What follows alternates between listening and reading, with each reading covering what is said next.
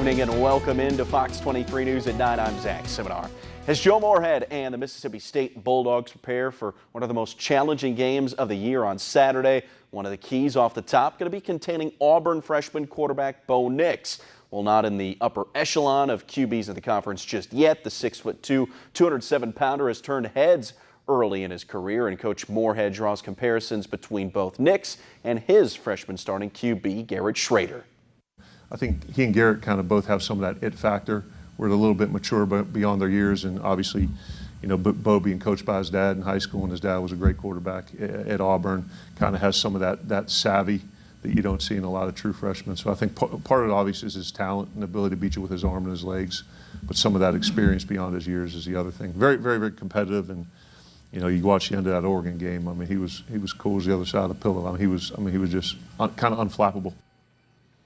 The Ole Miss soccer team opened up SEC play of the weekend with a 1-1 tie against Mizzou.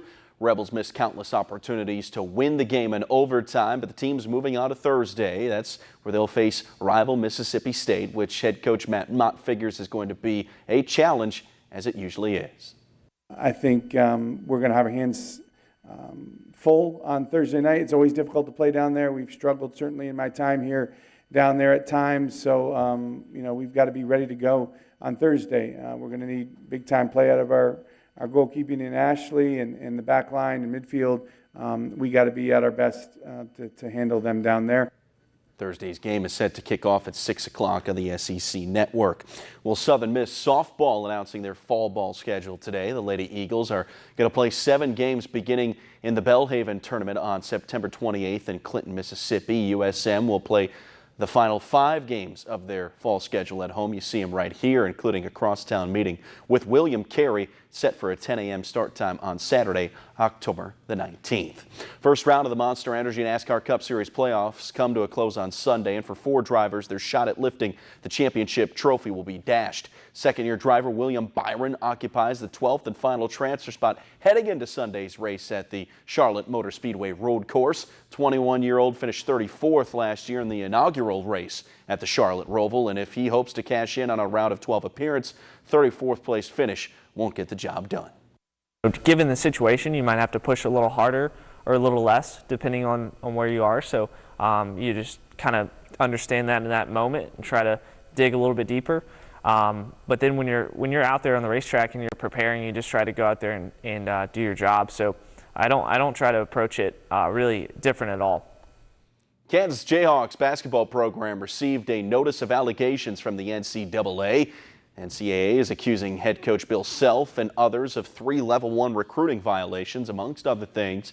According to reports, the NCAA became concerned after learning several members of the Kansas staff had relationships with employees of the sportswear brand Adidas. A former Adidas employee, TJ Gasnola, was sentenced in a federal corruption case earlier this month and was convicted of using payments to influence recruits to go to Adidas-sponsored schools such as KU. Self issued a statement saying that he believes the NCAA has created a false narrative regarding him and the Kansas basketball program. School have 90 days to appeal the NCAA's findings. And free agent NFL wide receiver Antonio Brown was in Miami at a courtroom today for a civil suit claiming he trashed and thrashed a multi-million-dollar condo last year.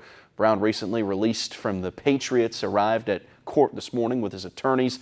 The owners of the mansion at Aqualina sued Brown, claiming he caused $35,000 worth of damage, an amount more than twice the statutory limit. Another lawsuit from that same case claims that Brown nearly hit a toddler and her grandfather with furniture that he threw out a window.